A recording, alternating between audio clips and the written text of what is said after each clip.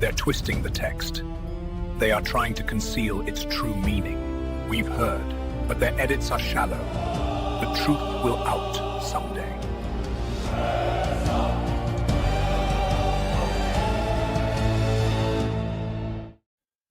Shalom and welcome to another Petachamo podcast from Bei Abedan, teaching Noahide Judaism for Messianic Hebrews. It is Friday the 14th of November 2025 and I have with me in the studio JC from Quranic Endgame. Welcome back, JC. How are you doing? I'm very well. Shalom. Hi, Joe. Always lovely to have another conversation with you and to show some things to your audience. So, yeah, I'm very well. How are you doing? Baruch Hashem, I'm doing all right. So we've got the title there, The Mysterious Muqatta'at, and we do have a presentation that we're going to be going through today. Here it is. With some nice picture there with JC and me, at least our avatars. The Mysterious Muqatta'at. We'll be going through that. Get rid of that. I also got that recently. I'm 5 years old. This channel now is my 5 years, and I've changed the name 1,000 times, which is not a good idea to do, folks. Just so you know, because people are still looking for Red Judaism and they can't find me. And here I am on. Currently, what is I can't remember what my name of the channel is right now. What are we called right now? Proto-socialism. I can't even remember the name of my channel. I will change it again, by the way. Proto-socialism, Noahide Judaism for Messianics. That's the name of my channel. Yeah, because I'm just always trying to work out what is the message. But I think I might actually reduce it again to something like the Internationalist, or maybe something completely unrelated. Maybe might call it Messiah Mission or something like that. I'm not sure, but eventually we'll get there. So all right, okay, very good. So it's the Mysterious Muqatta'at, and JC is in control. Oh, we got the greetings here. So we'll say hello, because you're lucky we start to say hello before we started. So God bless you. Thank you for coming along. John Lee, he says, happy Friday, Shabbat Shalom, Achim. And you too. Thank you for joining us. Anybody else wants to put the messages in now, do so. Otherwise, we will not be able to see them until the end of the show. Actually, I just realized there'll be a lag of about 3 seconds or so before you see that. And then you're going to have to type, and you probably won't get there beforehand. So John Lee is the one who wins the competition today. Congratulations. And we're off. Okay, so take it away, JC. Great. Well, first, welcome, John. It's good to actually see you as well over here, and I hope you're going to enjoy this thing that we're going to discuss today, which is, of course, the Muqatta'at. And Joe knows full well that that has been an interest of mine because we've discussed it many times before, and it's one of these great mysteries when it comes to the Quran, because there are 114 surahs in the Quran, and 29 of them, they begin with some random selection of consonants. These ones are the ones that we have there, of letters. So some of them appear 5 times, some twice, some other times, some once, and nobody knows the meaning of them. So it's one of those mysteries. In the end, if you go to the tafsirs, you will see how everybody tries to figure it out. The tafsir writers will try to make a numerical claim for it, or that it means the names of Allah or something. But in the end, they will conclude only Allah knows. But they did try to figure it out. Now, if we just think for a minute, why is it that we have these disjointed letters at the beginning of so many surahs? It is not because it is a mystery that only God knows. The reason that those are there indicates that at one point in time, those things made sense, and then that meaning was lost. It's really as simple as that. Obviously, no one would write all of this Quran and then they write those things in there. This is a mystery. They will say that then it's from God. And it's like, no, surely they meant something. And then through copying and so on, the meaning was lost. And today we're going to try to unpack a few of them and see if we can get the meanings of them, of all of this, which is, of course, a really high percentage of the Muqatta'at. And the reason we're going to focus on this are there are clues that are available now and they weren't in the past, which might actually tell us what the meaning of the Muqatta'at in question was, and probably give us some answers as to how the problem became a problem, at what point in time they actually lost the meaning of it. So as we're going through all of this, I think there is a very good chance that some of them might actually be wrong and time will prove it. And some of them, they might actually just be right and the time will prove it. So let's see what we find. So you've got red boxes around some of these, and some of them don't have red boxes around. Does that mean we're going to deal with the ones which got red boxes, or and the others not going to be dealt with, or what? Or are there some which we're not going to deal with today? Are we going to deal with all of them? The ones in the red boxes are the ones that we are going to look at today. Hopefully, that will inspire people watching this to then figure out the other ones, because they are all different, as we are going to see. They became disjointed for different reasons. So basically, we need all hands on deck, and maybe after this presentation, some people will say, hey, hang on a minute, that now I can read another one that is not in the red box. So fingers crossed, we inspire people to find more and more answers, and we solve this one once and for all, because it's been 1400 years. I think it's due. All right, then, very good. Okay, take us through it then. Well, so the first one, and this is something that we are going to be looking at quite a bit, is this website here, ER Quran, from Shadi Nasser. So he puts together in this website the Qiraat, the different readings that have been found. Now, if we think that most of us, we are using the Hafs Quran, that's the version that we use. So in that version, we already have the problem of the Muqatta'at. Like, for example, we will have this Surah 68, and it says Nun, and it's a consonant, and nobody knows. Maybe, just maybe, we are incredibly lucky, and Shadi Nasser has found another reading that actually had the answer. Basically, at one point, there was an answer, and then something happens that gets lost, and that is what we have in the Hafs. So the closest thing to traveling back in time is to hope that Shadi Nasser finds a different reading that had the answer all along. And that might actually be this case with Nun. So we see that in his readings, he actually writes these ones in here. So this one is Nun, and nobody knows the meaning. It's disjointed, just the letter N. I will try to say like in English, so I will just say N. Yeah, sure. Good. But in other versions, in other readings, it would be spelled out phonetically, like full thing. Imagine this in English as if you had a number 8 in here, but in here you had the number actually spelled out in letters, something similar. Yeah, so, GHT. Yeah, and here it's Nun at the top with example number 1 and number 2. This is a Nun, and number 3, 4, and 5 actually spell it 3 letters, Nun Vav Nun, or that is N-U-N to spell out the word Nun. Yeah, excellent. So you found some variations. Good. Yeah, well, you found this one. I had no idea about it. And after you told me, it's like, okay, let's do some digging. And this is just some of the explanations that the tafsir writers actually try to write. We have here like Al-Jalalain and some of the others, and people can go and have a look. They will see other tafsir writers saying only God knows and other things. Of course, everybody's trying to make it up. But seeing as now we have 2 data points, number one from the Qiraat, that at one point in some places this was spelled out phonetically. That's number one. And number two, that these people are saying that Nun would mean inkwell, as we have it here. For example, makes Nun by the pen, Nun is the inkwell, and the pen is a pen of light. The verse begins with Nun and the pen and what they inscribe. So makes perfect sense. Whether they yeah, I think that's why probably they joined the dots very early on when they were trying to figure it out, and they thought, hang on a minute, so if we have the pen, what comes before has to be related to the pen. Then there's the other. Yes, go on, carry on.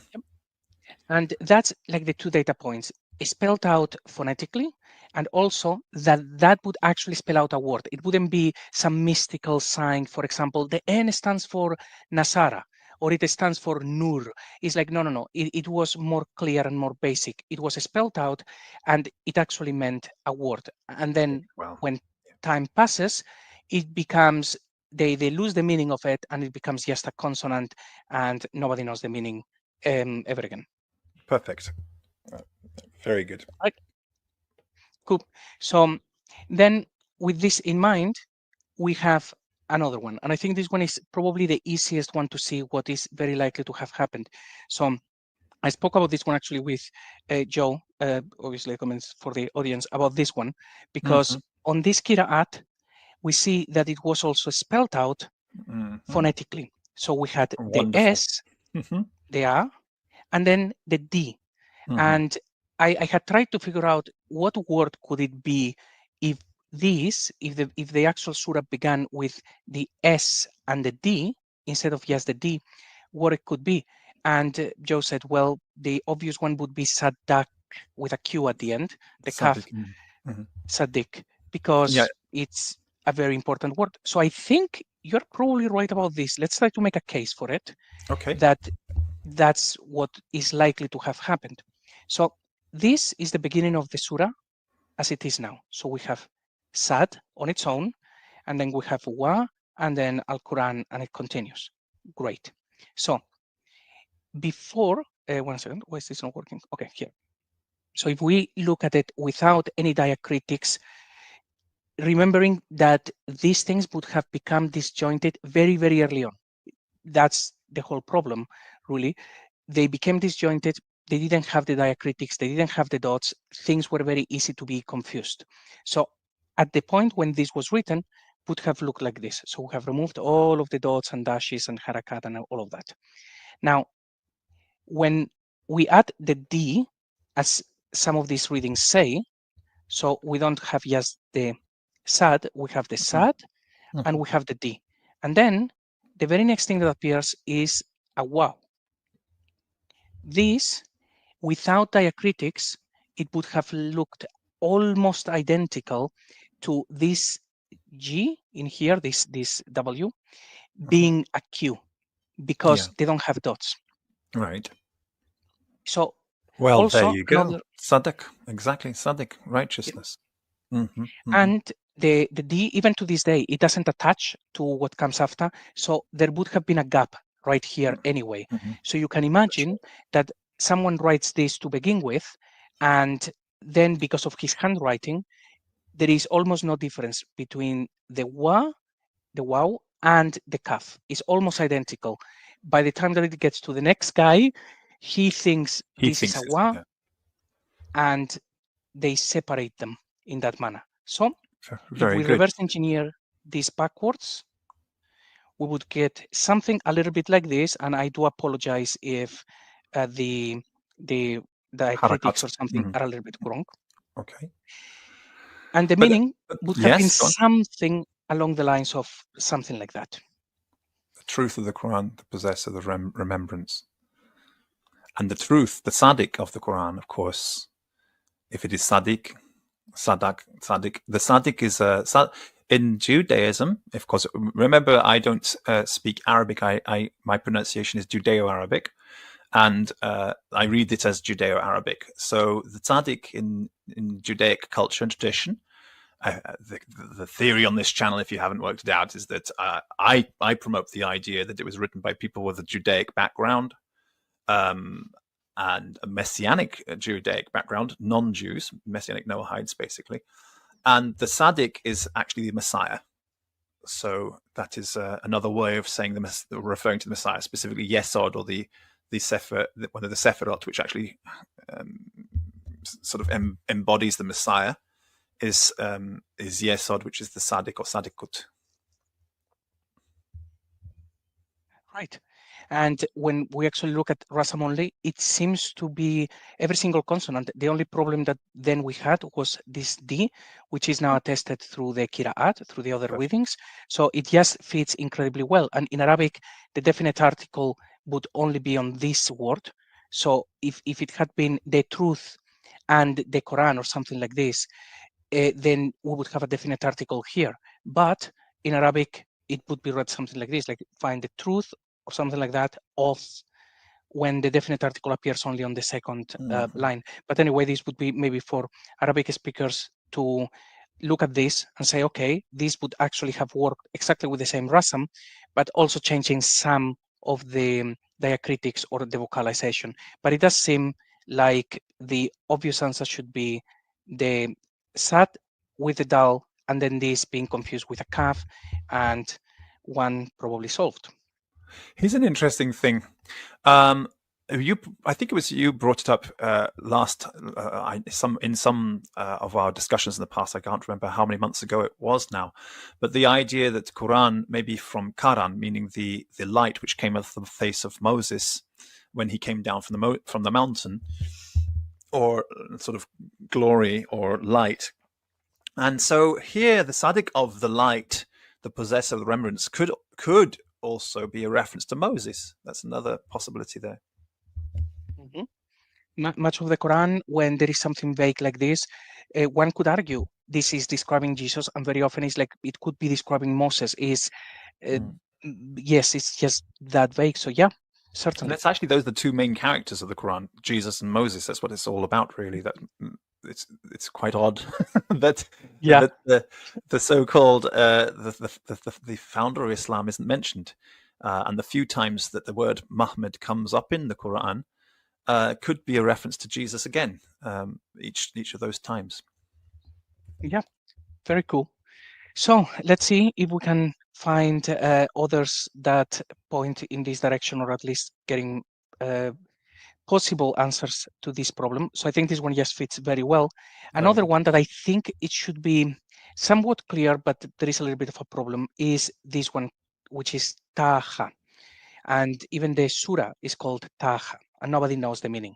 Now, when we look again at the readings, we see that there was a lot of different confusion. There were many different ways of actually writing this, including these ones, which mean an irregular.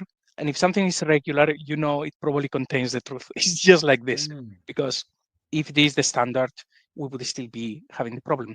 But what is interesting is that although we do have this taha, and sometimes they write it like this, like not as one word, but separate. But in the past, we have these two here. And these ones are very interesting. This one would have been ta-wa. This ending ya, very often it is read as an a sound. And even today in the Quran, you would see many words that end with the ya, and Isa, they will add a dagger alif. Yeah. Yes, exactly. Perfect example. Musa as well. Musa, and the other one, I saw another one, big one, just as I was preparing for this. But yeah, lots of them. And so this, in theory, if this is how it was written, they would have read this as tawa. Then we see that there is like a bit of a problem. They could have moved. This is not supposed to be, by the way, in reverse order. It's supposed to be random. But anyway, from tawa to taha, spelled with an ya, which then in the end, at this point, they have already lost all meaning of the word. And all that they hear when they copy this is taha. So taha, and it makes no sense. Now, interesting thing is that this consonant, this T, I will just say it in English. So the T in here is a somewhat unusual consonant. It's like if in English we have Z. It appears a lot, but it's not as common as an A or a B or a C. So I looked on this surah to see if every instance that we have a ta, to see if we have a ta and a ha somewhere, or a ta and a wa. And as it happens, we do have here. Just before I click on the next slide, very often in the Quran, we have something at the very beginning, which it becomes the name of the surah, and then that word appears within the surah. We have it in Al-Ma'idah, for example. We have Surah Al-Ma'idah, and then at the end of the surah, you have Al-Ma'idah mentioned twice. Miriam, Imran, again and again. We will have one word at the very beginning, which very often becomes the title, and then that appears somewhere. So by looking at all of the T's in the surah, we happen to find this one instance where we have exactly the same rasam, without the a, of course, but the same rasam as that word that potentially was the precursor to taha. And this word is interesting for many reasons. It's meant to be this, tuwa. It has become tuwa. The value of tuwa. And the value of tuwa, which I think I'm right in saying that it doesn't exist. There is no attestation of a place called tuwa. As far as I know. Yeah. So just to, like, I will just actually play this card, which is from Gabriel Sauma. This is not my area of expertise, so he could be 1000% right, he could be 1000% wrong. I'm just saying that in his book, the Quran misinterpreted, mistranslated, and misread, he says there is a problem with this word because basically it doesn't exist. Then he explains a little bit of how this word evolved from the Syriac, and that the meaning of that word was either glad tidings, well, I've checked this, it says good as well, that kind of meaning. And then his rendering of this verse would be, the Quran is saying to Wonderful. Moses, take out your sandals. You are well in the sacred valley. Now, I would fail to see how, if he's right about this, well, that would become the name of the surah. That being said, now it's Taha, which makes no sense. So I think the name of this place is likely to have meant something for the original guys to such a degree that they would actually have a surah called that. And it was not originally an Arabic word. They lost the meaning and the whole thing were pear-shaped. But that the answer to the name of the surah, or rather Taha, is very likely found in understanding this word. This is very interesting. Have you seen our videos on Tur Abdin in the past? No, I don't think I have. Because he's mentioning Tur Abdin here as well. So let's read the Syriac tuwa, meaning glad tidings, well, in Syriac, is a shift between the letters B and W. The word tuwa, is, because it's from Taib, he's saying Taib, and Tov in Hebrew, Tov, and Tuwa in Syriac. You see, this is a proto-Semitic root. He's making the connection here. It means good. And it's also another Baal Shem Tov, the master of the good name, Shem Tov being the good name of God. So that's there too. It's a messianic reference. The word tuva is also pronounced as tuba or tuba, which is interesting because you have the kings of Tuba, remember, which is a Himyarite kingdom. The use of the consonant W in Syriac vernacular in modern days is spread among the villages of Tur Abdin. So that's a particular pronunciation in Tur Abdin, which we mentioned is in our videos, in our earlier videos on this channel, is where we believe that what we call the original Qiraat, not to be confused with the Islamic Quran or the As-Sana al-Hadith or anything like the Quran, but what they call the Qiraat was first translated into Arabic by the people of Tur Abdin, and they had that particular pronunciation. This is in a story. You've got the reference in Robert Hoyland's book, Islam as Others See It or Saw It, and the story is when Amr or Umair or Omar or the Emir.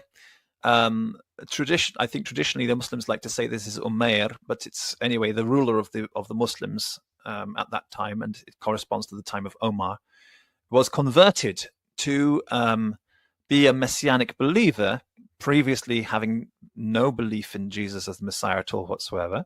But he becomes a believer in Jesus as Messiah. He's converted by the Syriac bishop, or monk, we could say, who is Gabriel of Tur Abdin. Gabriel converts him and brings him, and he asks Gabriel to translate the stories of the Christianity for him, which is called the Qiraat. So Gabriel of Tur Abdin gets his team of Tayaya. It's actually in the story, it's called the Tayaya. They translate the Christian stories for him into an intelligible Arabic, an Arabic which Omar himself understands. I argue that Omar is a Qiraat, and so he would have needed Judeo-Arabic to understand it properly. And it's interesting, if it was translated by them, then they would have used this particular pronunciation. So I think that Gabriel Salma has some very important points there. And I did not realize that he had printed that or said something about that argument, while I came to the same conclusion and completely independently from a Judaic point of view. So there you've got two independent corroborations of the same idea. Now also, JC did not know anything of what I've just told you either, did you, JC? Nope. So you got a third person who's come to the same conclusion now. So we're all coming to the same conclusion independently. And I think that's very interesting. And well, so we will see if anybody actually has any other thoughts and say, no, hold on a minute, this could be something else. But after looking at the very least at the surah, you would expect to actually find the word somewhere.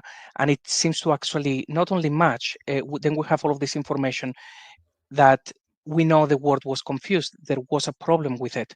So one can actually make a case for things actually moving in a particular direction, particularly when the people who were canonizing the book just didn't understand the original word, which, you know, it happens a lot with some of the very early scholars. But okay, so that one appears there. So hopefully that will be either the answer or get us very close to the answer. Let's see what else we find.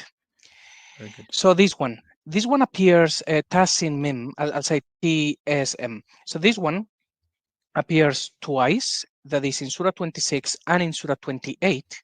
And then in the one in the middle, Surah 27, we have TS. So we're not going to address TS only. We're going to address this one that has 3 consonants and then see what happens. If this one happens to have an answer, it's possible that the one in the middle was the same and something different happened. But let's actually focus on this one. Once again, because this T is a very unique consonant, as in it doesn't appear all that often. If you see, like on this page, you will see it one more time in here, but the S and so on and the N's, they appear a lot. So do we have a rasm in this surah that has this consonant, the T, followed by an S or something? Well, yes, we do. Here. So this is, it will appear the rasam as this, or rather the root will be that. And as it happens, we have this word, which it would have a T and an S. I know it's the ones with the dots is the same. Early on, it would be, they would look identical. But in Surah 26, we happen to have in exactly the same verse, the same word pretty much, T, S, and then Ta, and then the Mim. So this is a bit unusual. At no other point we have this T followed by an S. It is a very unique thing. The fact that we have it right there in these surahs is certainly worth considering. Now, a total of 1, 2, 3, 4, 5, 6, 7, 8, 9, 10, 11. 11 times this rasam or this root appears in the Quran. Only 11. Out of those 11, 3, they happen to be in this surah, in these surahs, which have a Muqatta'at, which begs the question, is it possible or likely that they used to be something related to these words? That is what was the beginning of the surah, that was the Muqatta'at, the thing that became the Muqatta'at, and they just lost it. So I think the chances are yes, and we'll see the same with something else. I asked Grok some maths. Obviously, I cannot vouch for this. Anybody can actually do it at home. It's just a probabilistic study of what has happened. I ask, if you have 114 boxes and you select 2 at random, which would be, so 26 and 28, 2 at random, and then you throw in that mix 10 different items into those boxes, because this one appears twice, I count it as 1. So what are the chances that 2 of those of those 10 items that you throw into the boxes at random will land exactly on those two pre-selected boxes, basically surahs 26 and 28, and it said basically incredibly unlikely. Very So unlikely. doesn't mean impossible, but if it's unlikely, I think there was a connection there. And as we've seen with the others, they lost a little bit of the meaning. Maybe they lost the ta, maybe they did something, but that the meaning of the surah most likely would have been something about striking or seizing or whatever it was. And if anybody wants to do the calculation, if anybody wants to do bigger calculation, we just please go ahead and let me know the prompt that you use. You can, with probability, you can actually do a lot of stuff. This is a very basic stuff. Just saying. Yeah, very good. Oh, do check it out, because I'm not sure if everybody's aware, but we are aware at this point that AI is pretty rubbish at maths. But unless you're using which is tailored for mathematics, I think that the complex maths, physics, and chemistry GPT is pretty good. But do check it out for yourselves. If that is correct, then that possibility there, that probability is enough to pass scientific. That's what you're looking for. That's the sort of percentage you want to make sure that margin of error is considered negligible in science. If you were, for example, trying out a new medicine in a pharmaceutical company, and there was that percentage was likely to be harmful, it would be considered not harmful. So that's considered scientifically non-existent. Pretty good, interesting. So basically, no chance that it was an accident. Yeah, and if they are related, maybe that will give us more clues as to how the text actually evolved. If at one point, basically, if we have now two words that were meant to be related, one is the actual Muqatta'at and the other one is the words in the surah, maybe some linguists or scholars can say, okay, so how did they go from A to B, and help us understand what happened a little bit better. One can hope. Okay, so that's the meaning you're suggesting. Do you have an explanation then of the verse, or what it means in context? With the verses, no. What I would say is that if they're taking this as a strike or seizure or seize, if that is the case, that would be just the very beginning of the verse. It would mean something just like that, but they just edited wrong, or basically they changed it, and now it doesn't make any sense. The other possibility is that all of these words happen to be wrong. This is not what it means. And someone who, like Gabriel Sauma, could look at this and say, oh, okay, so if the original form was TSM, then maybe these words are wrong. But that is way beyond my pay grade. I would just go with these words are related, and if that is the meaning of the word, that is what it originally meant. Okay. And now we're going to go with another one, which is, I think, a little bit more definite, because this one has something very interesting.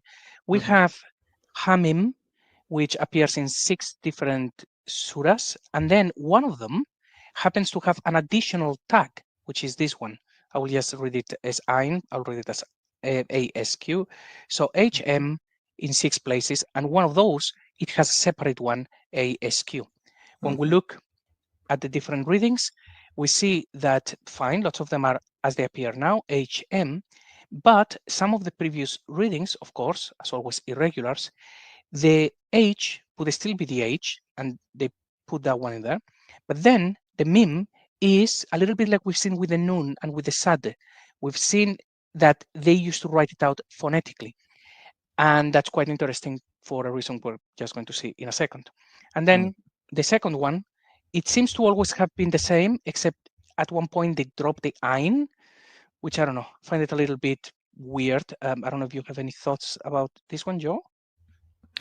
No. I just noticed, though, if you took away the 2 dots on top, it would be Asu, which is Esav, isn't it? Esau.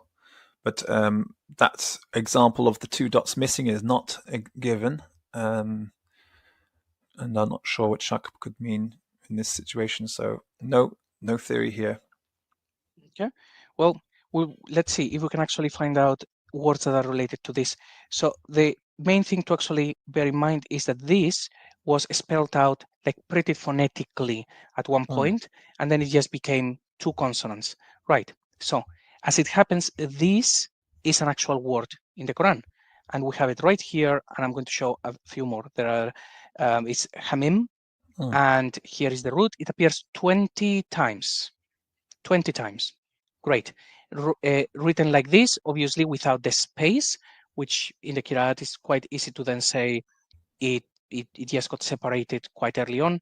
But initially it would have been hamim, it would have sounded exactly the same. 20 times. Now, those, I'm sorry, that's why I do this on the second one, because it covers up a little bit, but those are the 20 instances where it appears. Now, once again, we have 1, 2, 3, 4, 5 out of 20 of these instances of hamim. They happen to be in surahs where they begin with this HM Qiraat, Muqatta'at. So if they start with something, that thing appears later on in the surah at this very high rate, is 1/4 of all of the instances of this word. I think that HM used to be basically one of these words, is hamim, and then they lose the meaning, they start editing things, they copy things wrong, and eventually it becomes HM. But if we roll back the clock, at one point it would say hamim. So this is, by the way, this is what Google Translate says that it means right now, if you put hamim and then the second bit. But the second reason that I think this is most likely the original meaning before it got twisted is because we see this one here, which is highlighted, and this one. So these ones are outside of this control group of the surahs that begin with HM. But 2 of them, the word that appears immediately after happens to be this. It is. Which is actually the variation that you showed on the previous slide.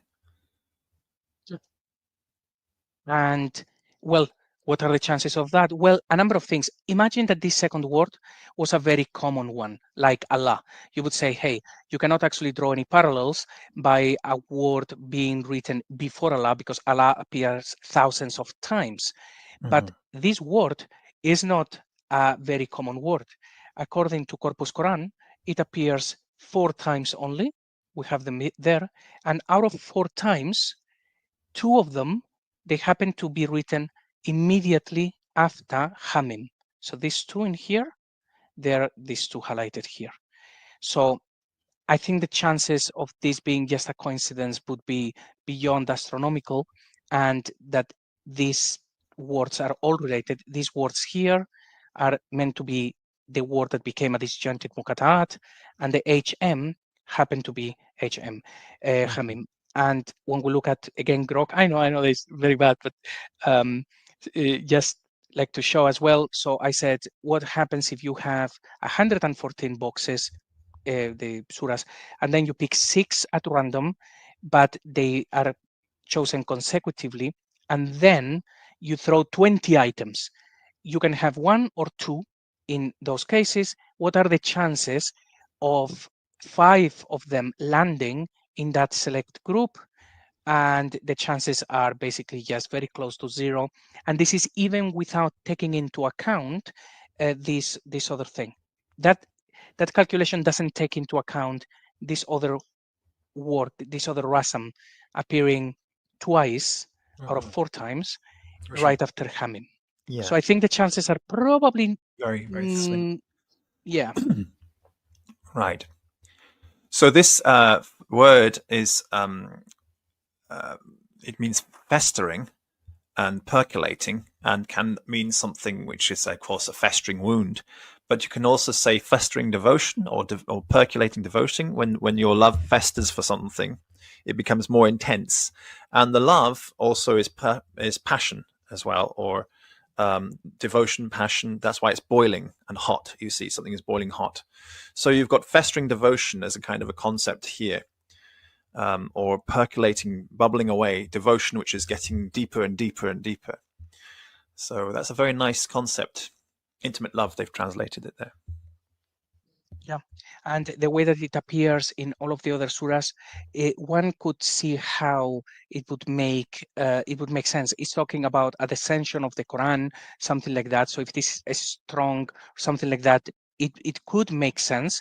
But it does look like these words were related. Whether this was the original meaning or not, well, that's open for discussion. But like you have said, it does seem to be about passion. And with that, actually, we The have passion. then Yeah. the other stuff, which I know is the one that, what a second. Oh yeah, sorry, I should have mentioned that here, Oh, go on. which Yeah. is if we consider then hamim and then this one in here, meaning something like this, like passion, hot, heat, intensity, something like that. You could see how they would have it would have made sense, like to a degree, considering that maybe they changed things after to just hide the meaning a little bit more. But with this theme of passion, the next one then that I'm not going to cover because I think there are a couple of options here, but I think Joe is probably right about it. I'm going to just put this one on a screen, and Joe, sorry, I have someone at the door. I'll be back in 2 Okay, minutes. So sure. maybe you can actually explain this Alif Lam Mim, which we have discussed already before. So then I can't control the back and forth with this because the controls are in JC's hands. But at least on this page, in relation to the last page, the concept of the passion or intense passion, the intense passion being something which is a continuation of the revelations of God, or something through which God is revealing his message to mankind. It relates to this word here, which is another one of the Muqatta'at, and it is alamu, which means which means pain or suffering. Again, passion in a different meaning can also mean suffering. So the suffering of the Christ, the passion of the Christ, and again the context is again referring to this as some text which is a guidance for mankind, as a guidance for those who are pious, a guidance for those who are who have good souls, and will be ignored by people who don't have good souls. So it's basically the idea that there is something, a story, which is already in existence, and the people know about it, and it's being referred to as alamu. And in another place, it was being referred to by the hamim. That was the other way of referring to it. Again, meaning the same thing: intense passion, intense love, intense devotion. And so there is some act of intense love, which is the means through which the revelation is of the truth is coming to mankind. And then you've got another reference to it as the Sadiq again, so the messianic reference there. So the intense passion of the Messiah or the Sadiq is a theme throughout these Muqatta'at. Now, of course, that is very challenging to standard Islamic narrative. If you were trying to push an idea that the Quran was nothing to do with Jesus or a messianic Noahide agenda, and you were trying to start a new Arabic religion with an Arabic prophet, then these passages, these verses, these Muqatta'at would become something which would be standing in your way. They become an obstacle to you taking control of the narrative and developing it in an Arab nationalist way. And so I think there's a good argument that these letters have become mysterious in order to enforce a non-Messianic Noahide, or at least an Arab nationalist agenda, which cannot be challenged by the Messianic, very clearly Messianic meanings of these letters. Are you back? Yes, I'm back. Yeah. Okay. Is there anything else you can add? Well, with Alif Lam Mim, I think you are very likely spot on about it, because it does mean, well, pain, suffering. And of course, if we try to interpret that from Islam, it makes no sense, because why would that be there? But once we figure out, we look at the Quran, it never denies the crucifixion. In fact, it says that the crucifixion did happen and Jesus died, and it says something about piercing, which actually sounds like they pierced Jesus. So it's like, okay, Yeah. they have actually hidden all of that. The theme of pain, suffering, passion would have made a lot of sense, except that they have done a very good job trying to hide it. Yes, well, not very just dropping a letter here, dropping a letter. And I think the main thing is the narrative. And I find this, this channel doesn't take sides between Christians and Muslims. We don't take sides, but if you are from a Christian background and you think that it's probably possible, but from an Islamic background, you'll think it's impossible.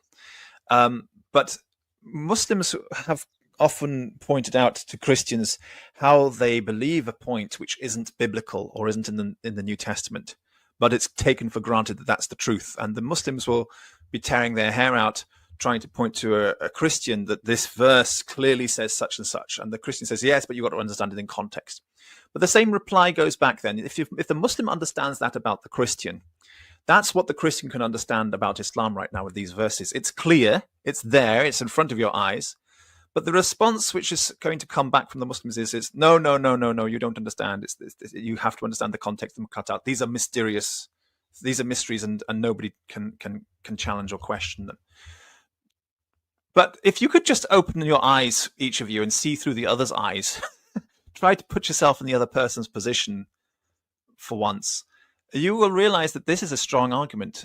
It just because everybody tells you that it means something else, and you've been brought up with that meaning, and you've been brought up with that indoctrination, brainwashing essentially from childhood until adulthood, it doesn't mean that what you have been taught and what your parents were taught and what they were taught beforehand in madrasas or wherever they were, where they got the standard Islamic narrative, it doesn't mean that that's true. But the same can also apply to those who are trying to believe the Bible from a standard church narrative. What your church tells you is not necessarily true. You do have to open your eyes and see what's there in front of you on the page. And I'll just, no offense to anybody, but, example is trying to find Sunday Sabbath in the Bible. You can't find it in the Bible. It's pretty clear what's happened there. It was obviously Havdalah, which is celebrated on Sunday morning, but it is a celebration of the Saturday Sabbath, not the Sunday Sabbath. So that's how things get transferred. People are practicing one thing, and gradually the understanding of the thing that they're practicing, the Havdalah, is dropped, and eventually they believe that the Sunday worship has been established by the Bible because everybody was doing that. And so the same thing could be happening here. Slowly, a letter gets dropped, and then the meaning gets lost, and eventually they just become a mystery. Yes, and if all that we had to go by is the Hafs version, the mystery is already there and it cannot be solved. So Right. If there was only one version of the Quran, well, it's game over. They have always been, we would accept that they have always been unknown. And if there was a meaning, well, there's only one Quran. But now we do have other resources, and we have manuscripts and stuff that we can check and see that, hang on a minute, we now have Qiraat, we know that things changed. I have noticed, for example, lots of words that the initial ya becomes a ta, and vice versa. Those things are on the website from Shadi Nasser. So we know that lots of changes happened. If they did happen, then the next question is, hang on a minute, were these Muqatta'at written as a mystery from God to begin with?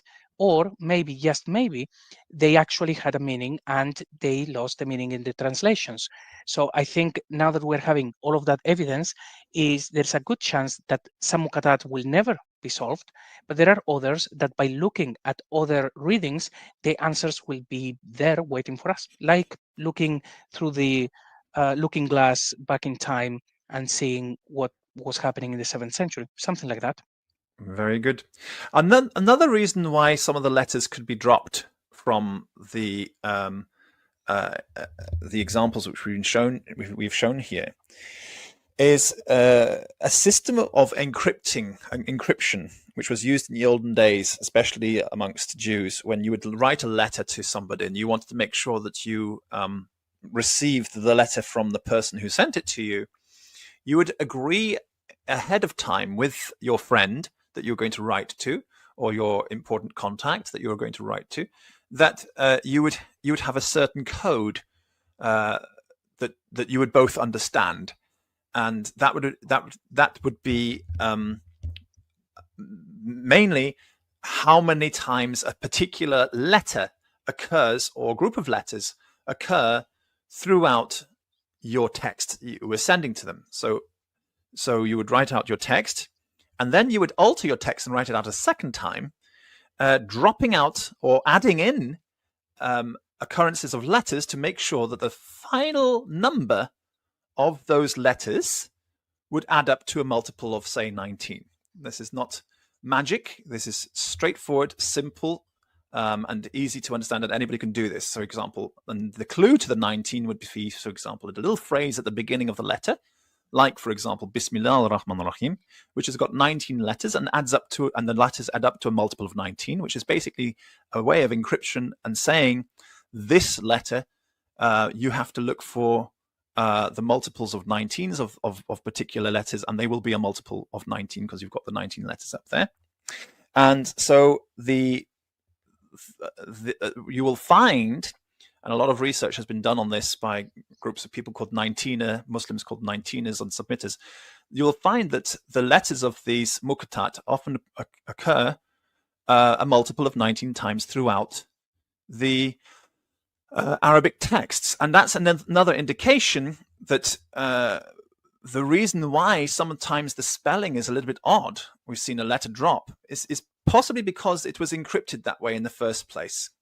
And so, or even misspelled on purpose, in order to ensure that the encryption would remain intact as between the sender and the receiver, so they could understand. So I think that's important to bear in mind. But fundamentally, if you already know that the meanings are messianic, then and about the gospel, about the passion narrative, for example, and the things, and about the Messiah, then you're not going to find any mystery in it. You're just going to know that these letters were arranged in such a way for a number to be, which would be a secret number, a mysterious number, which only the receiver would know.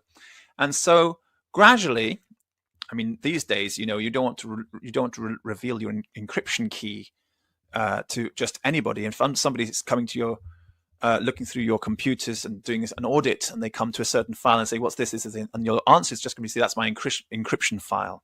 Okay. So in the same way, if somebody was not wanting to reveal how the encryption was taking place, and somebody asked, "What does this letter mean?" because they didn't recognize the spelling, the answer could come back and simply say, "That's a mystery," because they don't want you to know their secret encryption technique. And so in time, the messianic meanings get left behind, lost, and only the memory of, "Oh, it's a mystery," continues, but they don't even know the system which is being spoken about as a mystery.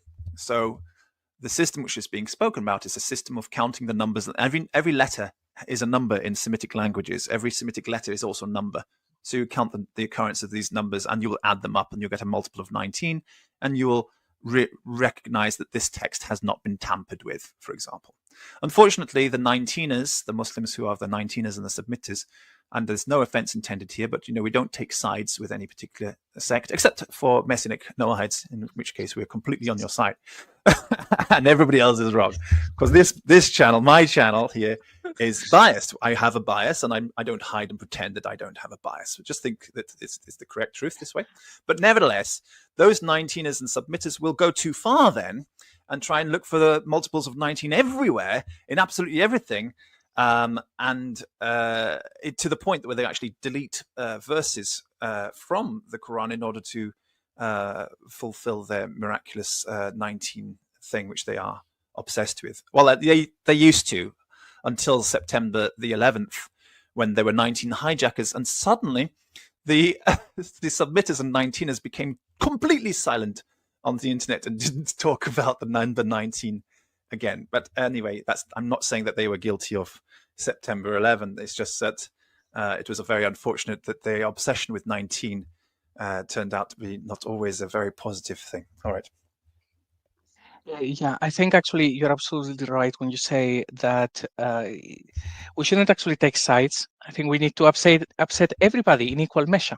Yes, so would probably except just... Messianic Noahides. Yeah, so I'm not biased. With this, Yeah, it's We're everybody would have. always upset. We're always upset anyway. Everybody's always persecuting us, saying how the Jews are ruling the world and Noahides are like some kind of secret spies, and we get a lot of persecution anyway. So I think we're allowed to just say on this channel, take the sides of the Messianic Noahides, at least here, a safe space for Messianic Noahides. But yes, I agree with you. We shouldn't be afraid of looking at something in the face, looking at its ugliness. And on this channel, just in case you are watching, you think, oh, they're just gung-ho Zionists. No, we're not. We're extremely anti-Zionist on this channel. We're extremely critical of the secular state of Israel as well. So we do look at our own ugliness as well. And for me, the focus is the Quran. I'm just the guy who points at a verse in the Quran and says, hey, that actually sounds odd. And as simple as that. Now, with this, particularly with Alif Lam Mim, I think it is very likely that it is what you suggest, and it is something to do with suffering. And that's why that's one of the things that have to go. Now, there is, I think, another option as well, that it could be a blend, that it doesn't always mean the same thing. There could be a number of things. I know that Alif Lam Mim appears in the Quran many times when it introduces a rhetorical question.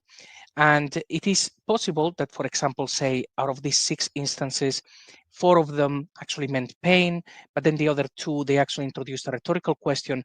And the whole thing just went even more difficult, because all of a sudden we are looking for one answer to fit into this category of 6 instances. It might not be the case. There could be 2 or 3 different answers that we need in order to solve this. So that is actually one thing that we may be doing wrong, to assume that there is one answer that fits all. Might not be the case. In terms of the numbers, it reminds me, as you were talking, the film Sherlock Holmes, Game of Shadows, when Sherlock Holmes actually sends a message to his brother, and the message is like very rude. Right. And then the brother says, no. If a message actually begins with a consonant, then the message is the mirror opposite of what is written, or something like this. So quotes certainly have been like a common thing. With this, after looking at the Muqatta'at, at the Qiraat, and seeing that there are so many variants, what I would say is, if there was an original code, then it is very likely for it to now have changed a lot, so much that we would have to look at the very original document in order to say, oh yeah, this is what it means. I've seen so many changes that I would say, if that were the case, it would probably be impossible to prove, because there are so many variants, including this one here. Oh, sorry, let me actually just use the mouse a little bit. In the very first one, in Surah 2, this one here, so Dalika, which actually means this instead of that, but in one of the Qiraat, this word doesn't appear in one of the readings. Is this one?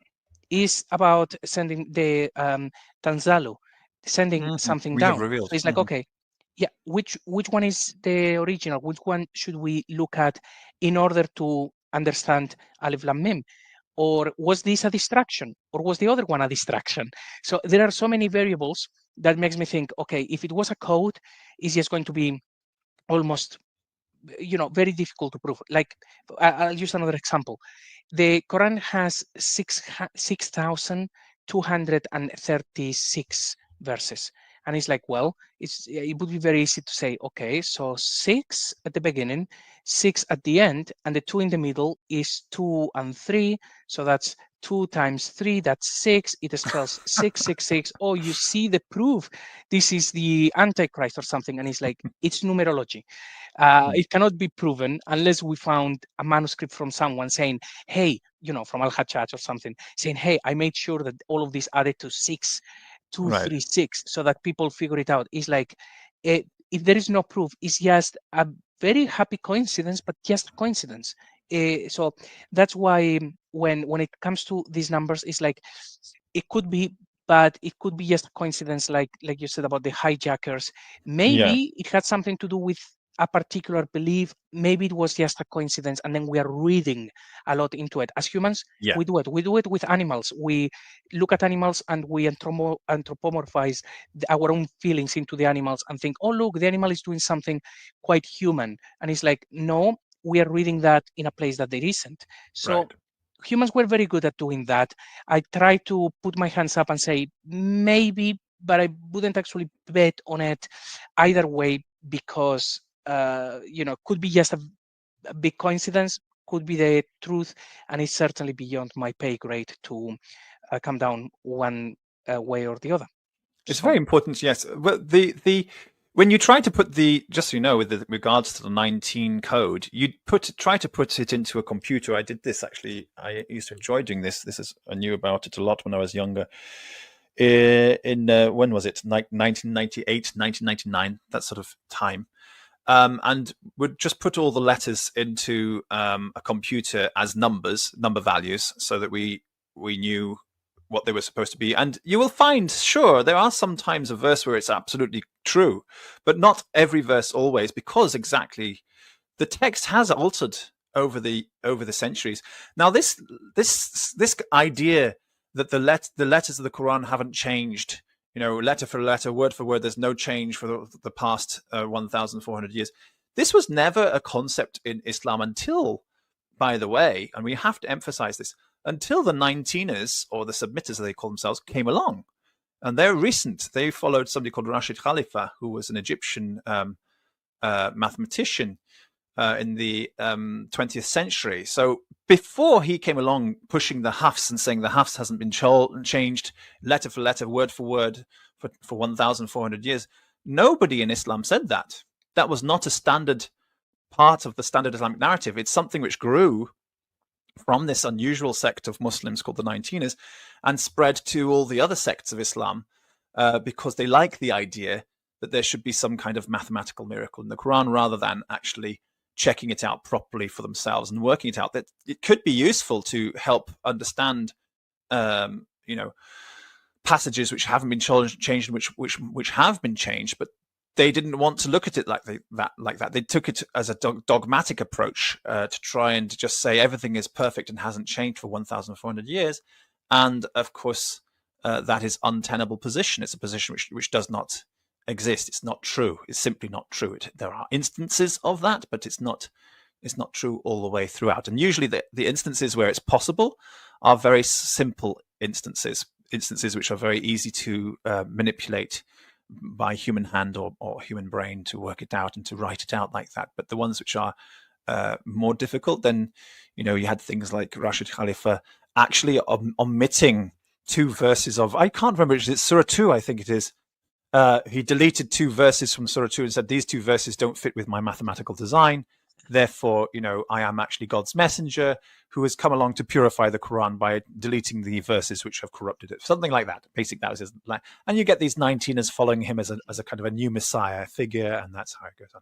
But the other thing I just want to say is that there should be multiplicity of meaning in any good work of art. That's what art does, whether it's literature, that is what the Quran is. It is actually literature and prose, or whether it's a work of art, visual art, or whether it's musical art. There should always be a juxtaposition, and that is what makes something good art, is if the juxtaposition is good. And in literature, the juxtaposition is usually about puns and ideas, not just ideas contrasting, comparing and contrasting ideas, but also making puns so that a verse could be read in multiple ways and have a good meaning still. That's a good work of literature. That's one of the joys of Shakespeare, for example, and many other. I just picked up Shakespeare as a typical example that everybody knows about, most people study in school, but there's plenty of examples of that throughout literature in every language and every country around the world. And so we shouldn't be surprised that the Quran has also tried to get this. It's not poetry, but it is prose, and that's a real fact. It is prose. Yeah, and actually, if, for example, say Rashid Khalifa was a little bit on point, basically there is a code. What I would say is maybe, and really, I don't delve into this, is beyond my skill. But if that's the case, and say that Alif Lam Mim was meant to actually indicate something, if we then got together, maybe with a computer, the different readings, maybe that is what would help unlock which ones are the right words and not. Maybe this is not Dalika, maybe it's Tanzalu. So maybe Good by point. if there is a code, but how to do that and the level of computing that it It's would a be lot. required, and And assuming that we yeah, do have all of the Qiraat, especially yeah, the ones that answer the problem, that would be wow. Okay, somebody else can work on that. Okay, I'll wait for it's the a big job. results. It's a massive job. But it's look, if you're looking for a PhD out there and you're wanting an idea, then why not go for it? You know, get together all of the Qiraats that you possibly can, do solid research to find every single last one of them. I understand that there's supposed to be 600 of them in total. Try and find every single one version you can, stick every single one of them into a computer where every letter has a numerical value, and then try and work out which ones actually are consistent with the code. Then congratulations, you definitely got your PhD in computer science and early Quranic sort of textual criticism. So, bravo. With regards to Rashid Khalifa, he was simply a mathematician, and he had no textual criticism understanding. He had no linguistics background. He couldn't understand the Judeo-Arabic, Aramaic references, Syriac references, Greek references, Hebrew references. He didn't understand that. He was not a Semitic linguist. But if you're going to go for a PhD, become a Semitic linguist and a computer programmer and stick the two together, and a historian. So you've got three. It's a triple discipline: Islamic historian, Semitic linguist, and computer programming, and then stick it all together, and you're definitely going to be a doctor in a few years' time. But not for me.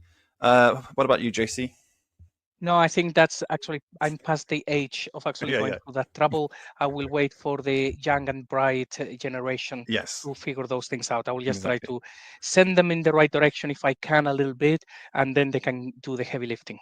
Absolutely. And if you're looking for more PhD ideas to get for your PhDs, because of course people are running out of ideas, then just like and subscribe to this channel, because we've got them coming out of our eyeballs. There are too many ideas. So just click like and subscribe and make sure you watch through the videos. Now, I think, are we at the end of this presentation right now, JC? Yes, let me actually just flick back to the very start where we actually saw the Muqatta'at, so we can see them like an bird's eye view. So yeah, this is basically what we have gone through today. So Tasin, TSM, and possibly as well TS, because that one is in the middle, and saying that, well, maybe it's just a bit unlikely that these words happen to appear there. Then the Hamim and the one that is a little bit longer, HMASQ, the Nun, which is from the narrative, but still we use it, if they've done the work, we can say that that's what they said. And also Taha, possibly to do with Tuwa, and Sad, which is most likely what you said, and it was as simple as Sadiq, and they just messed it up a little bit. So, very simple. So I think what's worthwhile, I don't know if you've noticed, I've been starting to put up a few songs on this channel recently, and I think it's worthwhile making some songs then about these with these pronunciations. So I'll probably get to do that sometime, one at a time, over the period of the following year, and maybe you'll like that if you want to subscribe as well. So I'll be putting up the verses with the pronunciation as we have studied today. And if you think there's more, because we didn't do all of them, we didn't do Alif Lam Ra, we haven't done that, we haven't approached it, we haven't done the Alif Lam Mim Sad, we haven't done, although Alif Lam Mim Sad could actually just be the Passion of the Christ, literally, because Alif Lam Mim could be passion and Sad is Sadiq, so there you go, that could literally be the Passion of the Sadiq, there you go. But then Alif Lam Mim Ra, we haven't done that one. And the Kaf Ha Ya Ein Sad we haven't done, but I think that Kaf Ha Ya Ein Sad is related to the story of John the Baptist rather than Jesus. So or Moses or anybody else, if you're looking for that one, I think that the story is going to be something to do with John the Baptist there. But present your ideas in the chat below, maybe, or if I don't know, I should check the chat to see if there's any more comments in the chat. Has anybody posted anything? We've got a few more comments from John there, but we got one from you, of course. You've got that there as well. But nobody else has put some ideas in the chat. If you want to, though, you can put your ideas. The chat is going to end soon, but the comment section underneath this video will open up, and you can put your ideas about the remaining ones in there, or any other ideas that you have about the ones we've spoken about so far. But so far, I mean, we've gone through more than half of them, and they do seem to have very messianic overtones there. So I expect that we're going to see more messianic references, and possibly to John the Baptist as well. So some songs might be in order, and welcome to have your free donations for ideas which you would like to hear in some of those songs. All right, that's it. Shall we go through the comments? Yes, please. All right. So last chance for you to type in the comments while I'm going through this. So John, of course, is the first one who popped in today. He said, Shalom, Shabbat Shalom to you too, Achi. And he brought up this question, interesting, later on. Jazeera, he asked, is that where Al Jazeera gets its name from? And actually, it is. Yes, you saw that. We could go back to the Gabriel Reynolds page where he was mentioning Jazeera. Can you do that, JC? Pardon? On the slide where it mentioned Gabriel Reynolds' Tuva, the Tuva slide. Okay, so Gabriel Sauma. Salma, sorry, not Reynolds. Yeah. Okay. To here. Yeah, that's the one. I believe is that the one where Al Jazeera is mentioned? I think it is the one where Al Jazeera was. We were talking about Jazeera. Yeah, Jazeera. Exactly, there it is. So that Jazeera is the same one. Al Jazeera gets its name from that. It's a place in northern Iraq, and it's also the original homeland of Abraham, according to Jewish tradition. And there are some early Christian traditions which back that up. At least the Diary of Agaria, and I can't remember the other source now, but there are a few sources which indicate that that was understood by early Christians to be the home of Abraham as well. Later Christians changed it to southern Ur in the south of Iraq. And the earliest reference to Mecca also, when you follow the directions given in that, tell us that it is in the same area in Jazeera. So we shouldn't be looking for Mecca down in Hijaz, but we should be looking for one in the Jazeera instead. So that's well spotted. Good point. All right then. And then he says, I doesn't mind whether it's a Saturday or a Sunday. I'm grateful we get a day off at the weekend. Amen. And then he says, Surah 9 was where the 2 verses were deleted. Surah 9. Thank you, John. I didn't realize. I was wondering which verse it was. I thought it was Surah 2. So it's Surah 9, which Rashid Khalifa deleted the 2 verses in order to claim his prophethood. And he says, I love puns. And that is exactly what good literature is always going to do. I mean, good prose at the very least. And yeah, he just, as you said, he abrogated a couple of verses. No big deal. I mean, that's been done many times before in Islam, right? So why not Rashid Khalifa? Because the gates of Ijtihad were closed, I don't know how many, they say 800 years ago, so nobody had a right to do so. But he thought, well, I can come along and open those gates again. So he did so, or he tried to, and the 19ers follow him. At least, as I said, until 19 hijackers, and then they all shut their mouths. no 19 here.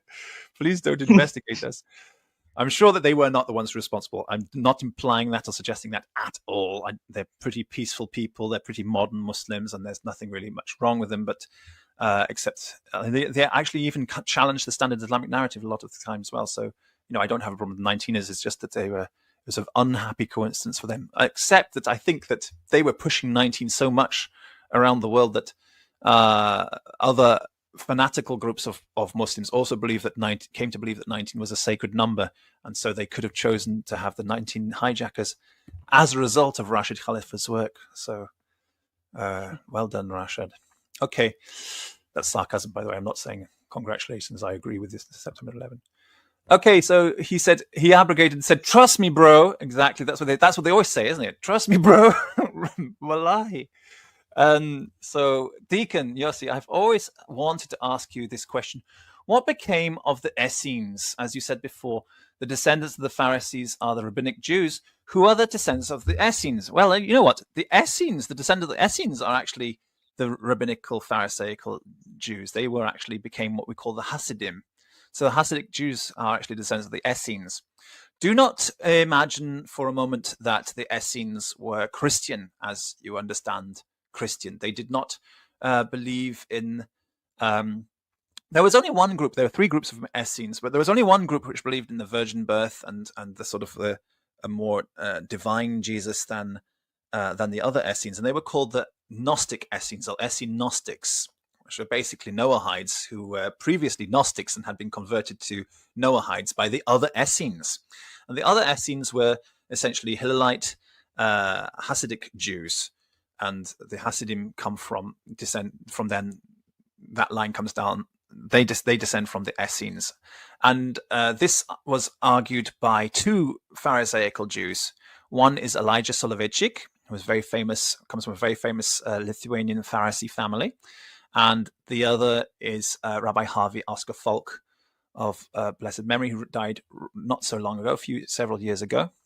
And he was also working on the sort of Noahide project, and he came to this conclusion as well, having studied all references to the Essenes in the Talmud, which most people don't really focus on. But looks like the Essenes were nothing but Pharisaical, Hillelite, and Hasidic Jews, Hasidean Jews.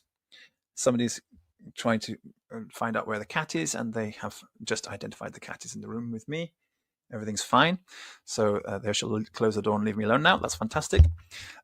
So that's the answer to your question. Sorry about the random comment at the end there. So who are the descendants of the Essene Qumran community? Now, the Qumran community, it's not the same as the Dead Sea. Don't confuse Qumrans and Dead Sea, just in case. But a lot of the things which you see in the Qumran scrolls are things which Hasidic Jews talk about and in Kabbalic terms. So it's basically Kabbalah and people who understood the Kabbalah, and they had a positive view of Jesus. Jesus of Nazareth was not and is not considered an enemy to Jews and Judaism amongst the Pharisaical, that's the Perushim, the Pharisees, and the Hasidic Jews. But he had a step-nephew who was named after him. His step-nephew, because it was from his stepbrother Yossi, that's my name, Joseph, who was the son of his stepfather Joseph. And that man impregnated Mary Magdalene, and they had a child. And Mary Magdalene chose to name her child after her teacher, a rabbi, and called him Jesus as well. And because he was from the same Nazarene family, he's also a Jesus Nazarene. And so you get that name, Yeshu Notzri. Interesting, you mentioned 666 earlier, JC, because 666 is actually the numerical value of this boy's name. When you add up the value of his name, letters come to 666. And we hate him. He is like the Antichrist for Judaism. But we like Magdalena's teacher. Magdalena's teacher is a good guy. Magdalena's son is the bad guy. That's all you have to remember. They both called Jesus Nazareth or Nazarene Jesus, but one is called Yeshua min Natzrat, and the other one is called Yeshu Notzri. Two very different names, very different spellings, same concept behind each name, and easily confused with each other. But one is the son of Magdalena, who Judaism considers evil, and the other one is a teacher of Magdalena, who Judaism considers holy and good, a righteous man. So that's that. If you study and see everything that the Essenes say about Jesus, that's basically what the Hasidians have been saying about Jesus for 2,000 years. Of course, Hasidic Judaism, as we know it today, descends from Baal Shem Tov, but the Hasidei Ashkenaz existed for hundreds of years before Baal Shem Tov, and the Hasidic tradition, or the Hasidean tradition, goes way back. Even in the book of Maccabees, they talk about the Hasideans. So Hasidic Judaism has older origins than modern Hasidic Judaism, just like modern Pharisaical Judaism has older origins too in ancient Pharisee tradition. But that was the group that you're looking for. And he has another question. He says, also, who are the descendants of the Sadducees? Well, I would say the Muslims. Thank you, Toda Rabba. Sadiqim. In fact, my colleague, Ben Abrahamson, has a channel and has a website called asadiqin.org, I think it is. And it's all about the fact that the Muslims descend from the Sadducees. That's his main argument is pushing that they are actually Sadducees. In fact, Abu Bakr as-Sadiq also means Abu Bakr the Sadducee in Judeo-Arabic. So Sadducees do not have the gentleness of the oral Torah, what we call Torah Shebe al-Peh, which is, of course, what the Sadducees are always pushing, telling everybody how evil it is and how you mustn't touch it, and you mustn't approach it, and it's wicked, evil, nasty, rotten thing. The Talmud and the Talmudic Jews who follow us we shall be killed. They're always telling everybody that we should get rid of us. But the Talmud is actually just badly misunderstood and has bad press. It's not as bad as you think it is, especially when you go to sort of websites like, I don't know, shoahph.org, I think it is, the Palestinian Shoah website, where they have very anti-Semitic things posted there about Jews and Judaism and what our Talmud says. It doesn't say any of those things. It's all taken out of context. It's all bad translations, and I can explain more. And welcome any questions. Don't be embarrassed to post your questions about that with me. I'm always happy to explain the truth if you have any questions on particular ones. Because a lot of people are afraid to ask Jews because they're such offensive questions. They think, "Oh my goodness, I couldn't possibly ask a Jew that." But go ahead, I won't be offended. I'm happy to answer your questions. Anyway, the point is that those the Talmud is a book of peace, a big book of. It sounds like I'm talking about Islam right now. The Quran is a book of peace. It's a religion of peace. The Talmud is a book of peace. My turn now. The Talmud is a book of peace. It's all esoteric. It's all spiritual.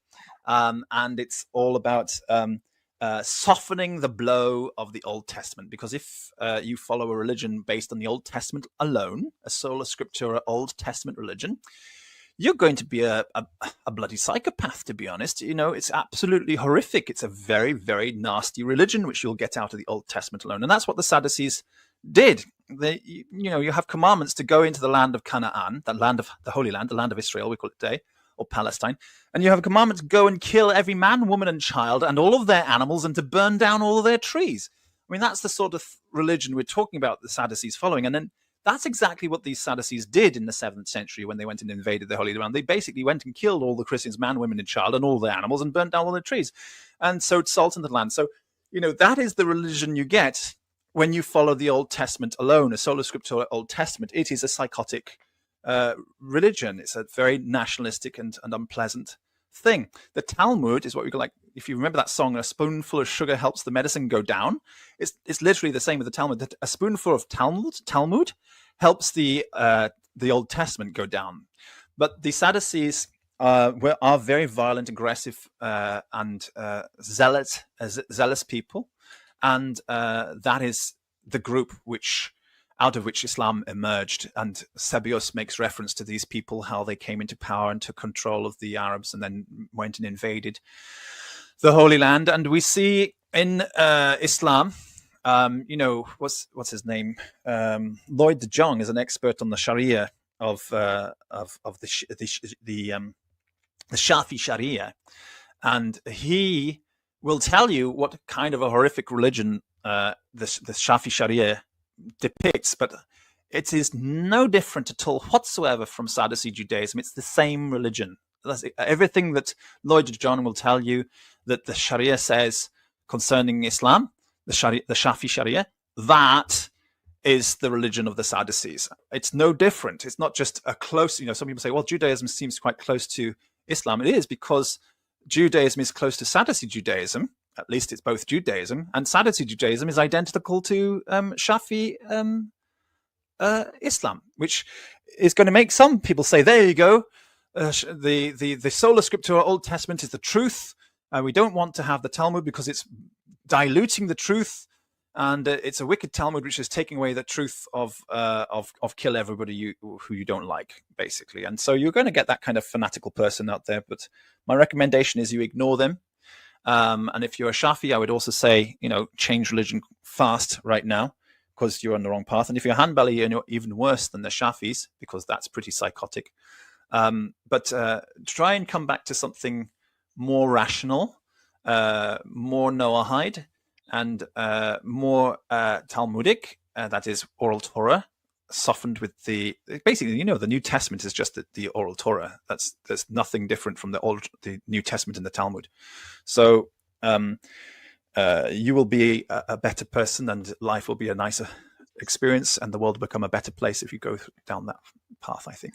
Okay. Yes, actually, just to comment on that, there are people to this day, even, in great numbers, who will do really horrible things for things that they just make no sense. Like even football, there will be people who will analyze other people because of football, and it's like, are you kidding me? So there will always be those who basically just take any excuse, sometimes To it's be just rotten. excuses, to do evil things. And Absolutely. trying to Yeah. unpack that, you need probably a psychiatrist to try to understand it. But one of the things that I always found quite interesting is when I see Christian apologists discussing discussing the Bible, and Muslims would say, "Oh, but look at this Old Testament." And I always find it funny, like the rules now, they are not the rules from No. 3,000 years ago. And every Christian will see the Old Testament as the history, the story, and the proof of Jesus, but Jesus is the one to follow, not Moses, not King David. That is the history. But they always play those and says, "You see, it's very violent, but it's weird. It's like you are not speaking with a Sadducee. You're actually speaking either with a Christian or with a Pharisee. It's like they Right. don't follow that, but they Right. still go to the Old Testament and And they they see still those push things. the Sadducee And religion, it's like, which is yeah, their own religion. They're just pushing their own religion and their own interpretation of. Yeah, I know, it's pretty miserable. yeah, Interesting you mentioned football hooligans, because they're the same actually, and it's quite ironic that the Anglo Saxon or the English football hooligans are recognized in the world for being the worst football hooligans in the world, and yet those are people who you'll find often are also the most Islamophobic.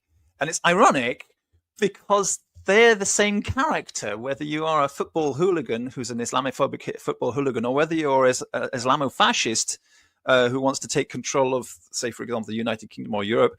Then you're basically two sides of the same coin. Your personality is exactly the same. As JC said, you both need psychiatric help, and I do hope you will get the help you need to become a calmer and nicer person. And so I would say that the psychiatric help which Judaism needed was the oral Torah, the Talmudic traditions, which actually cured the psychosis of kill all of your enemies and man, women, and child, and kill all their animals and burn down all their land.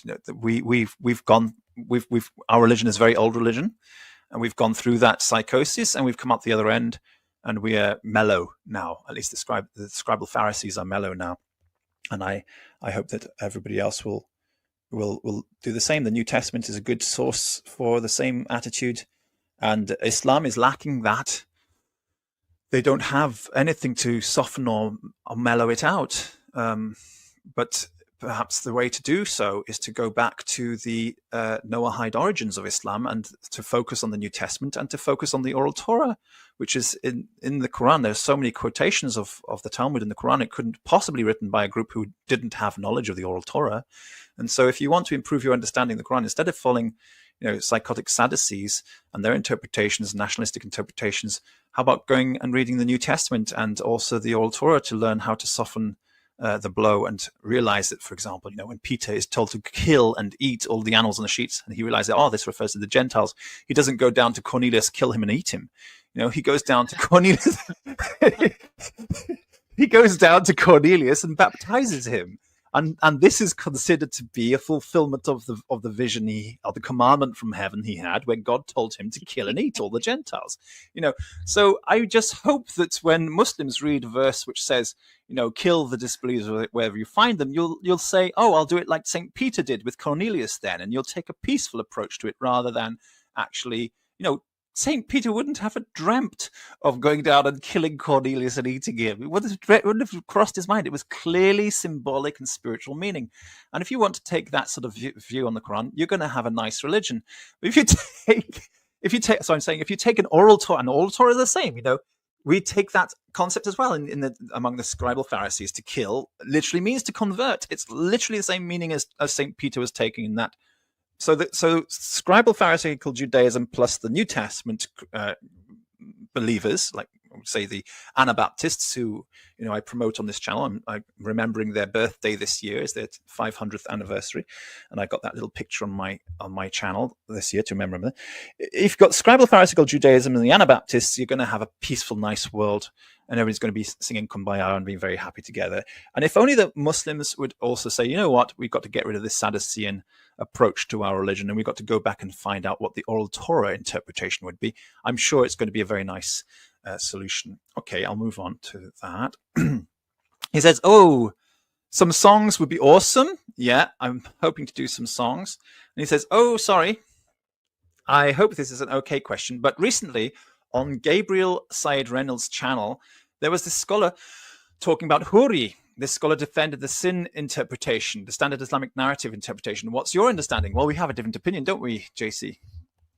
Yes, and actually, I'm working on that one. I might actually even talk about it later on today on another show or very soon.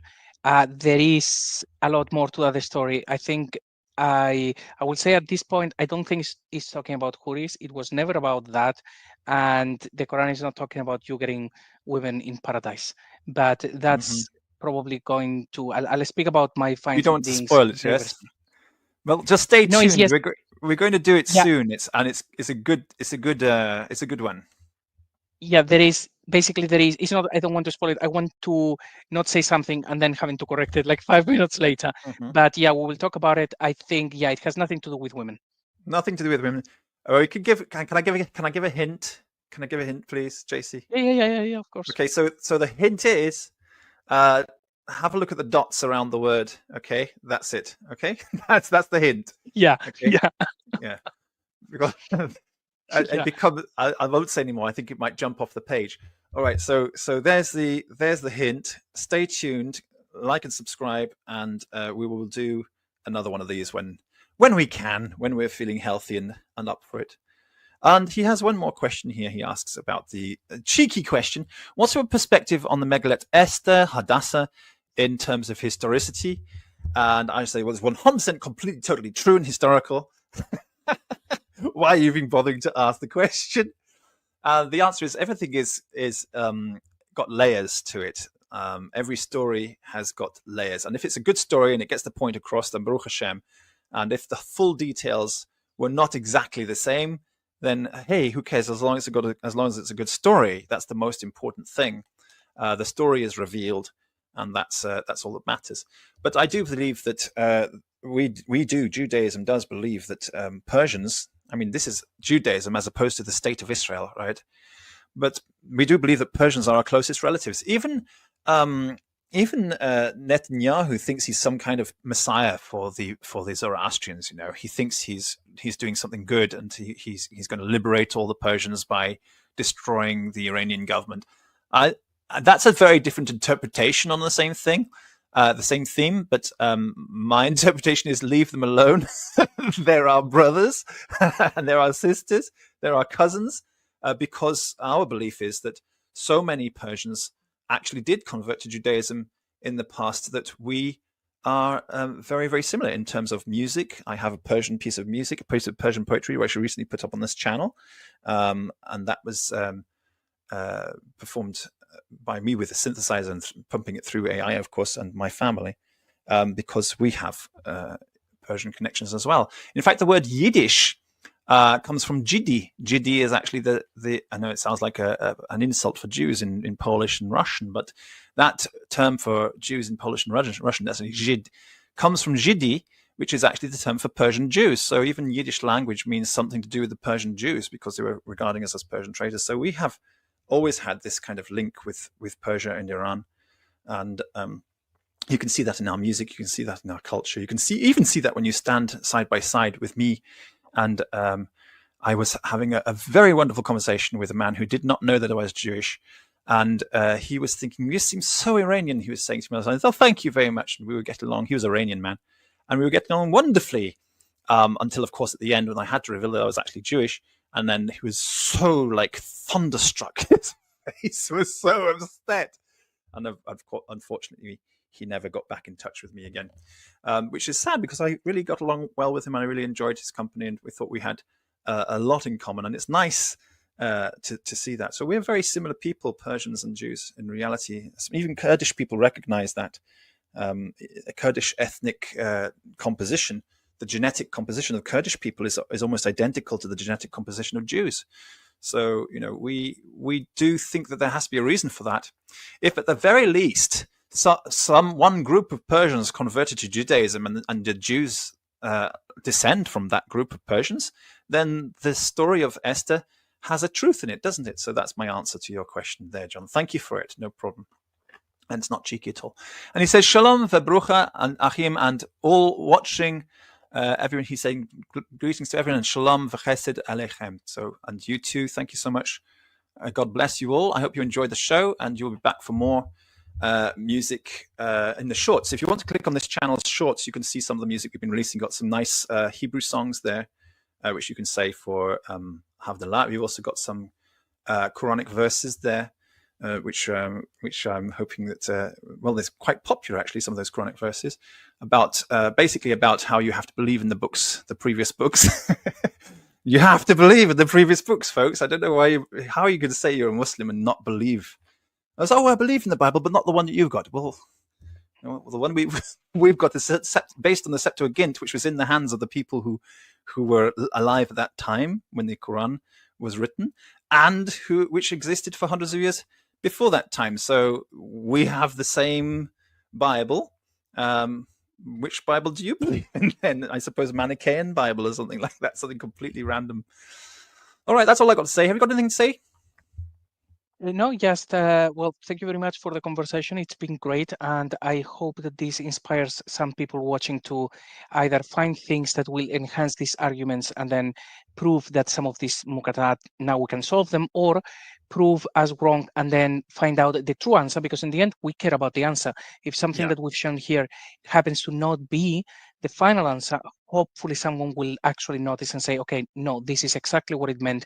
And like this, we are all winners. We just want to actually get to the final bit. So hopefully we manage to inspire someone to help with this. And if anybody has any thoughts about the ones that we haven't discussed, Alif Lam Mim Sad, Alif Lam Mim Ra, and all of those, please let us know. It will certainly help a lot. And yeah, thank you. I hope that people enjoyed this conversation, and everybody has a lovely weekend, and shalom, everybody. Thank you very much. And I've got there, if you want to click on that link for about the next 5 minutes or so, you can come and have a chat backstage there. John, it'd be nice to meet you. Thank you for watching. So God bless you all. Have a blessed and holy Shabbat. Shabbat Shalom. Don't forget to make sure to keep tahor for Shabbat. It's the only time of the week that you have to do tahor. So God bless you all. Take care and see you after that. Shalom. Bye-bye. There is only one Quran, right? Every Quran in the world is the same. That's what you've been told. You have been told a lie!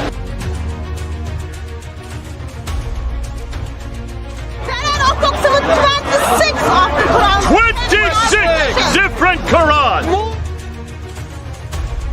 There are 0 Dawa guys apparently left on the planet who are willing to defend Muhammad in a debate.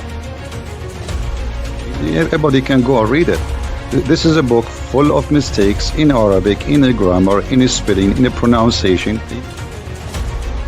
Whoever wrote the Quran made an error because they didn't quite understand what was written in the 7th century in the Torah and the Injil. Stay away from these translations. They are propaganda. We know that stories about Muhammad were made up on an industrial scale. What in the world is this Injil?